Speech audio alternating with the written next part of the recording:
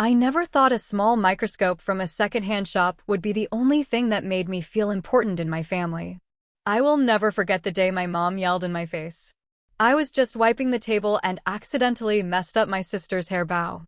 She got so angry and screamed, "You were a mistake from the start."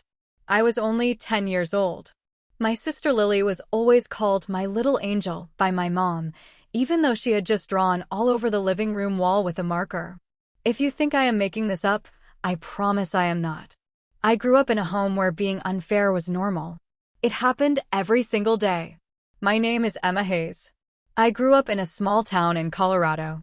We were not poor, but not rich either. My parents worked as office clerks. They smiled at the neighbors and acted like a perfect family. But when the front door closed, everything changed. Inside, it felt like I did not matter at all. All the love and attention went to Lily. Lily was 2 years younger than me. She had shiny golden hair and a smile that made everyone adore her. On her birthdays, the house turned into a party zone: balloons, a giant cake, a clown, and even an ice cream truck. Every gift was wrapped with care and placed under decorations my mom spent hours making. On my birthday, there was a small cake from the grocery store, 3 uneven candles, and wishes that felt forced. No one even looked at me. I was great at school. From first grade, I was always top of the class. I won science contests and my teachers praised me at every meeting. But my dad just shrugged and said, "She just hides in her books. Who likes chemistry more than people?" I did not love science to beat others. I loved it because it made me feel heard. Every experiment and every note in my notebook gave me peace. It was a world where no one could tell me I was weird. Lily was not like me. She hated books and studying. But she was really good at tricking adults. If she did not get what she wanted, she cried, threw tantrums, or pretended to faint. And I was the one who got blamed. I got scolded for not being kind to her. I did her homework. I made her science project. Once I said, "I can't do everything. I have my own homework too." My mom glared at me and said, "Sisters should help each other. You are smarter, so help her. Or are you just jealous because she's more loved?" I wanted to scream, but I stayed quiet. I bit my lip, nodded, and did Lily's work again. As I got older, I noticed more. To my parents, I was the problem. I was not cute like Lily. I asked questions and wanted to do things my own way. I did not need them to find my passion. One time, I heard my mom talking to a neighbor. The neighbor said something nice about me. And my mom replied, "Emma is smart, but she's different. Not like the rest of us." That word, different, hurt more than anything. The only person who never made me feel different was my grandpa Frank. He actually listened to me. His eyes sparkled when I told him about my science projects. He used to say, "That brain of yours is going to change the world." He would ruffle my hair and smile big. I believed him. When I was 12, he gave me an old microscope he found at a flea market. I was so happy, I hugged him like I never wanted to let go. He whispered, "You're going to see things your mother never will." He was right. I saw what it was like to be left out. I saw the cold look in my dad's eyes, the silence from my mom, and the lie we all called family. Do you want me to stop here? Or do you want to know what finally made me stop being the invisible child? Because what came next was even worse. I still remember that spring afternoon when I was 13. The sky was gray, like it was holding its breath. School ended late that day. I was cleaning up my science experiment. My teacher, Miss Bailey, called me over. "Emma, do you have a minute?" she asked. I nodded. My heart was racing. "The school is choosing a few students for the state's special science program," she said. "I want to recommend you." "Me?" I asked, surprised. She smiled. "I've never seen anyone with your kind of thinking. You're not just smart. You're curious, brave, and always ask the right questions. That's what science needs." I walked out of class that day like I was floating. I did not know much about the program. But I knew it could lead to great things, maybe even college scholarships one day. More than anything, I felt like someone finally saw me. That night at dinner, I tried to speak. Lily was talking about the new dress Mom bought her. When she stopped, I said quietly. Miss Bailey nominated me for the gifted science program. I got picked to take the exam. My dad put down his fork and sighed. More nonsense, he muttered. My mom looked at me like I had said something strange. Your sister just got picked to model for the school magazine, she said. Why can't you do something more presentable instead of bringing test tubes home? I swallowed hard. I just need your signature on the exam form, I said. No, my mom said sharply. This family doesn't have time for silly dreams. You'll help Lily with her work this week. She has a literature essay due. I left the table with my heart hurting. I did not cry. I just felt like the door to my dream had slammed shut again. The next morning, as I was packing my school bag, my Grandma Margaret, called me from the kitchen. Emma, come here, she said. I walked downstairs slowly, afraid my parents might hear. She stood there holding my exam form. My handwriting was still fresh. You think I didn't know? She asked softly. Her eyes were shiny, but her voice was strong. You are going to give up just because they don't believe in you? No, I won't let that happen. She had never spoken like that before. That same day, she went with me to school. She handed in the form herself.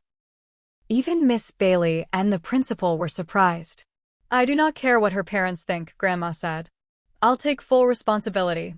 The exam was not easy, but every question felt like it opened a window into a new world. A world I had always dreamed of. Chemistry, formulas, real-life problems, everything I loved. When I finished, I smiled. For the first time in a long time. 3 weeks later, I got a letter. I had passed. And not just that. I ranked first in the entire region. The letter also invited me to a special summer science camp with professors from Stanford University. I remember opening it while standing in Grandma's backyard. The afternoon sun made the paper shine like it was glowing. Grandma took my hand and smiled brightly. If your grandpa were alive, he'd be jumping for joy, she said. You're the pride of this family, Emma. Never let anyone make you forget that. That summer changed everything. I met kids who were just like me. Kids who had also been called weird at school, but who shined in the lab. We talked for hours about nanomaterials, stem cells, and clean energy. For the first time, I felt like I belonged. By the end of 9th grade, I earned a full scholarship to a science high school in another state. My mother was furious. We raised you, and now you won't even stay to help your family? What kind of person does that make you? But Grandma stood by me. She signed the school papers, helped me pack, and even took me to the airport. Right before I walked through the security gate, she hugged me tight. Don't look back, she whispered. Just keep looking forward. I did not know it then, but every win that came after, every award, every discovery, every step closer to college started from that moment. From the form she signed. From the belief she had in me when no one else did. If you ask me whether one person's love can change your life, I will say yes. And that person was my grandmother. I found out about Grandpa's sickness by accident. I was in the university lab in Boston when I overheard part of a FaceTime call with my mom. She was whispering to someone. With the way things are going, he might not have much time left, she said. My heart started to race. I looked up quickly. Are you talking about Grandpa Frank? What's wrong with him? I asked. There was silence. Then she changed her tone. Suddenly her voice was soft and fake sweet. Oh, you heard that? It's nothing serious. Just a little cold. Don't worry, Emma. He's fine and already getting better. I wanted to believe her, but something felt wrong. It did not sound like her real voice. It felt fake. I want to come visit Grandpa, I said. No need, she replied fast. Lily is taking care of them. You focus on school. This is an important time for you. But I'm family too. So is Lily. Do you think your grandfather would be proud if you gave up your internship for this? I ended the call with a heavy heart. Something felt off, and I could not shake the feeling. It was mid-September. I remember because it was raining hard, and I sat by the window all night, feeling worried. 2 weeks later, I made a decision. I went home without telling anyone. I went straight to my grandparents' house. My heart was full of fear, but also a little bit of hope. I wanted to believe everything was okay. I didn't expect Lily to open the door. She looked surprised. Emma? I came to visit Grandma and Grandpa. How are they? No one's home, she said quickly, like she had practiced saying it. So where are they? I don't know. I'm busy. You should go. I tried to step inside, but Lily blocked the door and shoved it shut. I said no one's home. Lily, move. I'm their granddaughter. I live here too. You don't live here anymore, she snapped. Please leave. She slammed the door in my face. I stood there frozen. My hands were shaking. I tried calling Grandma. No signal. Her phone was off. I called again. Nothing. She always kept her phone on for me. Always. For the first time in years, I felt locked out of my own life. I walked to my parents' house, my head spinning with questions. They looked surprised to see me, but then quickly acted normal. Where are Grandma and Grandpa? I asked as soon as I walked in. My dad didn't even look up from his newspaper. They're in a nursing home now. Quick decision. They needed special care. Why didn't anyone tell me? You're in Boston. You're busy. Why pull you back here for this? At least I should have been able to call. Did they agree to go? My mom's lips tightened. We did what was best for them. Don't turn this into a drama. They didn't want to see you. They said you've changed. You're distant. I could not say a word. I just stood there. My grandparents, who had always believed in me. They were saying they did not want to see me? I walked away without saying anything. A small part of me still hoped they were trying to protect me. But the truth hit before I was ready. 4 days later, I got a call from my mom. Frank passed away. Just 4 words. But each one felt like a knife in my heart. When is the funeral? I asked. Saturday. 1 o'clock. Don't be late. I arrived at the church at 12:45, heart pounding. But the parking lot was empty. The church was quiet like a graveyard. I ran inside and saw a janitor cleaning. Excuse me, I said. Frank Hayes' funeral? It's over, miss. They held it this morning. 9 o'clock. I froze. My whole body stopped. I felt dizzy. I stood in the aisle, tears falling without control. My mom told me 1 o'clock. I even wrote it down. I set an alarm. I called her right away. Oh, Emma, she said sweetly. Why did you come so late? I'm not late. You told me 1 o'clock. We all agreed on 9 o'clock, she said, calm as ever. Maybe you remembered wrong. You're just emotional. Her voice was soft like a breeze, but every word hit like a slap. That was the moment I truly understood. They didn't want me there. They moved my grandparents without telling me. They lied. They cut me out. And now they made sure I missed saying goodbye to the one person who loved me the most. I sat down in the empty church bench. I screamed inside, but no sound came out. My grandfather, the only one who believed in me, was gone. And he probably thought I didn't care. That I didn't come. Because of them. Some losses are too painful to forgive. Some wounds bleed without showing. And some families do not deserve to be called family. 3 days after the funeral, I drove to my grandparents' house like a stranger. The home looked the same. But everything inside me had changed. I only wanted one thing, the truth. When Grandma opened the door, her face turned cold. The warmth I used to feel in her eyes was gone. You dare show up here? She said. Her voice was like ice. I swallowed hard. I need to talk about Grandpa and why I wasn't at the funeral. She started to close the door, but I blurted out, I didn't abandon him. They lied. Mom told me the funeral was at 1 o'clock. I came on time, but it was already over. Her hand paused. Since you went to college, she said quietly, he kept calling you. But you never answered. He died feeling forgotten. I never got a single call, I said, my hands shaking. I pulled a paper from my pocket. This is the number he was calling. It's fake. Mom and Lily gave him a fake number. I've had the same phone number since I was 16. She stared at the note. It was Grandpa's handwriting. Slowly, she stepped back. Oh my God, she whispered. Her voice cracked like she could not believe what she was seeing.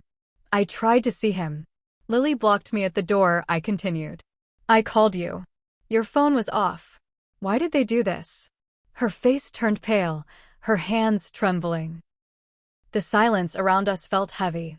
Come in, she said softly. We have things to settle. Right then, she made a phone call. Her voice was no longer soft, it was strong and sharp. Tom. Lily. Both of you, come to my house immediately. And bring the lawyer. David left some things that need to be addressed. No, not tomorrow. Now. An hour later, the whole family was in the living room. The air felt heavy and tense. Mom sat with her arms crossed, face cold as stone. Dad kept sighing. And Lily?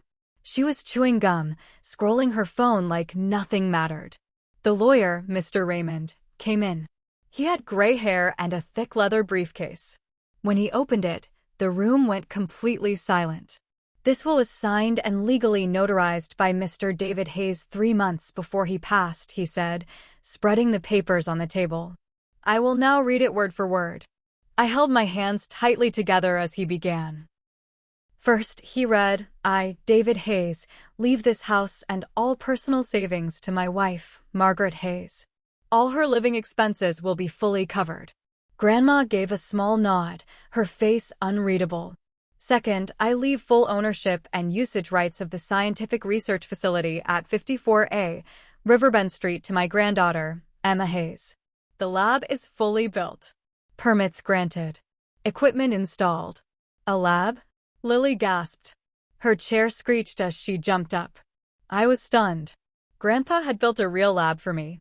It's not over, Mr. Raymond said calmly. The rest of the estate, company shares, investment accounts, and the second property will be divided equally between my 2 granddaughters, Emma and Lily Hayes. The air got heavier. My mother turned to Mr. Raymond, her voice shaky. Are you sure? David, he couldn't have. You're welcome to check the video recording of the will, the signatures, and the witnesses, he replied coldly. Before I could even process anything, Grandma stood up with a folded letter in her hand. There's one more thing, she said. David left this for Emma. She looked directly at me as she opened the letter. Her voice shook, but every word was clear. To Emma, my little scientist. If you are reading this, it means I am no longer here. I'm sorry I couldn't hug you one last time. But I know this isn't your fault. I called. I waited. I left messages. Sometimes, walls are built by those you never expected. The lab, I built it for you, so you'd have a place to belong. No one can stop you now. You're going to change the world, Emma. Start right here. I broke down. Not because of the lab. Not because of the money. But because Grandpa knew everything, and he still believed in me until the very end. If someone asked me what moment changed my life the most, I would not say it was getting into college or winning awards. I would say it was that day, the day truth broke every lie. When the voice of someone who had passed was still strong enough to lift me up from betrayal. But the worst part was still not over. Lily jumped from her chair like someone had stabbed her. Her gum fell from her mouth. Her eyes were wide with fury. What? She screamed. She got what? A whole lab. She turned to our parents, rage pouring out of her. What did you promise me? Huh? You said if I took care of Grandma and Grandpa, if I played the sweet granddaughter, I'd get everything. Everything. My father coughed awkwardly.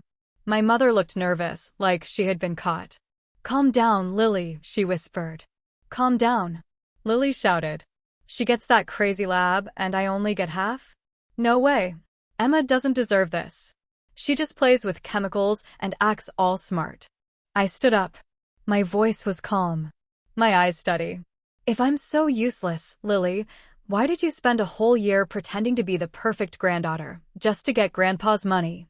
She stepped back, then laughed bitterly. That lab is trash.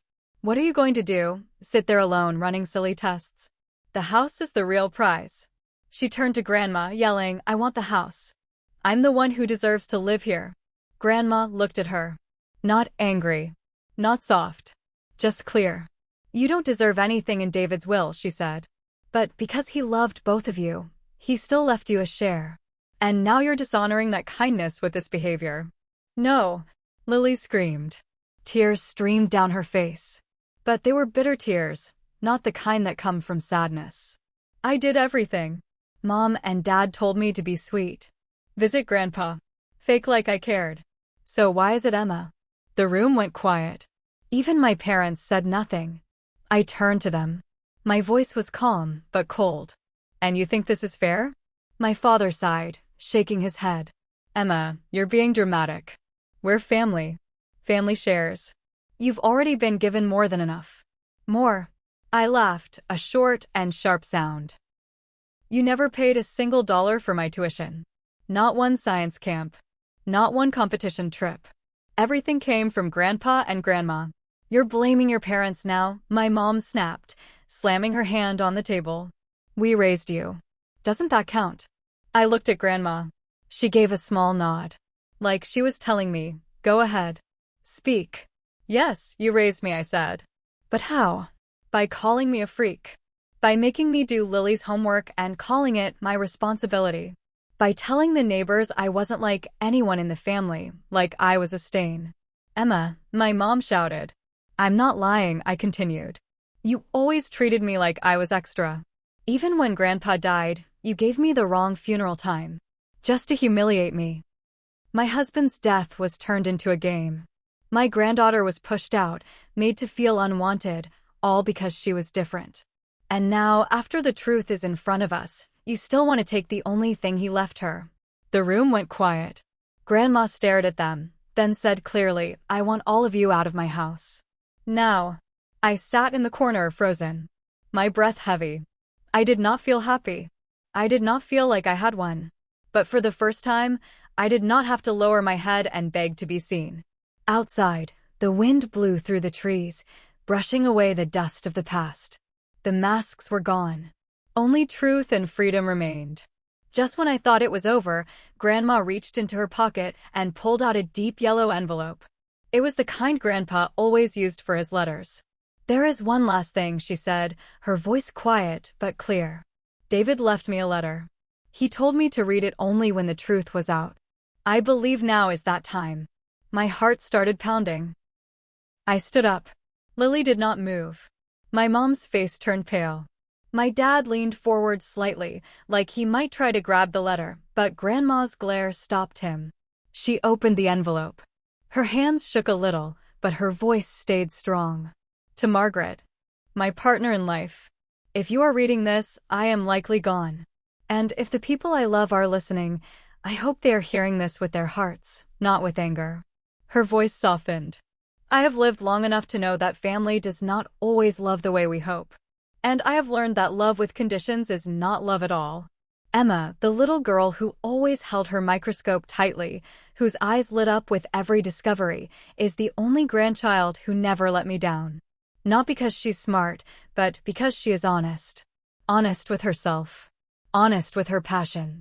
Honest with her pain. Grandma paused. Lily bit her lip. But it was not sadness in her eyes, it was anger. Grandma kept reading, looking right at my parents now. Tom. Julia. I cannot forgive you. Not because you did not love Emma, but because you chose not to. You picked one daughter and threw the other aside. You treated love like a prize Emma had to earn. She only mattered when she was useful. That broke me. My mom clenched her fists. My dad looked away. I know you lied about Emma's phone number. I know you made me believe she didn't care. And what hurt the most was lying in a hospital bed, calling over and no one answered. While Emma thought I had abandoned her. Grandma's voice shook. She could barely keep reading. I do not want your apology. I only want the truth to be known. And Margaret, for the rest of your life, do what is right. Not because of blood. Not because of pride. But because Emma deserves it. Protect her the way we used to. Grandma folded the letter with tears in her eyes. Then she looked at all of them, her children, and the granddaughter they had tried to turn into a tool. That was David's final wish, she said. The man you lied to until his last breath. No one spoke. No one even moved. Then she turned to the lawyer. Mr. Raymond, I want you to write a new note in the will. If it's allowed, I do not want any of them to have the right to enter this house again. If they try to fight it, I will show this letter in court. Lily jumped from her chair. No way. You don't have that right. I do, Grandma said. Her voice sharp as a knife. Because I'm the only one who kept my promise to your grandfather. My father stood up. But Grandma pointed to the door. I've already lost my husband. I do not need to lose my dignity too. Get out of my house. And if you have even a little decency left, leave quietly. No one fought back. They just walked out one by one, the sound of the door slamming behind them. In that moment, I did not feel relief. I felt justice. Grandma turned to me, tears in her eyes, but they were warm, not bitter. Your grandfather waited for you, Emma. And now, you must live for the part of his life he did not get to finish. I hugged her tight. My tears soaked into her old wool sweater, the same place that had always felt like home. The truth can hurt, but it is the only thing strong enough to wash away the lies. In that house, where the air still smelled like old paper and memories, I finally knew. I never had to prove myself again. Because the one person who mattered most had always believed in me. I started rebuilding my life, slowly, piece by piece. I used truth, knowledge, and a heart full of gratitude. The lab Grandpa left on Riverbend Street became more than just a place to work. It became my world. It is the space where I live, think, create, and dream. That lab is not just a building. It is proof that Grandpa believed in me, even when no one else did. His belief never faded, even when the world turned its back on me. Over time, I turned that little lab into a real research center. We now focus on clean, renewable energy. My team is small, but we are strong. Together, we have won 3 big federal grants, written 7 science papers, and just signed a deal with an international group to bring clean energy to poor villages. Every time I walk through the glass doors, the words Frank Hayes Research Center make me pause. I remember Grandpa's eyes, how proud they looked the day I won my first science award. I still feel those eyes watching over me. Grandma visits the lab every Wednesday. She always brings homemade apple pie and a list of science questions.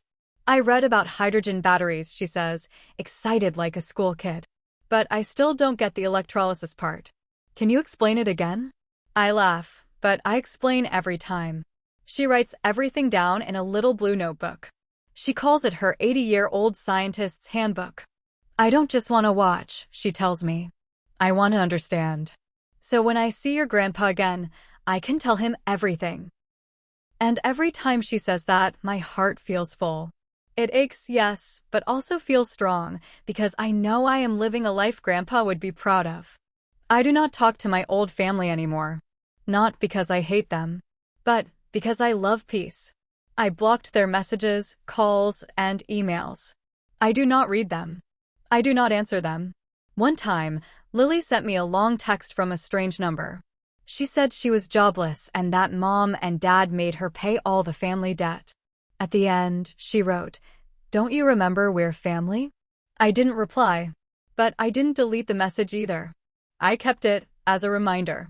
Some people only remember you when they need you, not when they care about you. My mom once called the lab. She left a short message. Just wanted to hear your voice, asterisk. I deleted it right away. Not because I am cold, but because I am no longer that little girl who waited for her mother's praise after every school award. I already have everything I need. A home that is also my lab. A grandmother who is my partner. And a purpose I chose for myself. On my desk, there is a small photo in a wooden frame.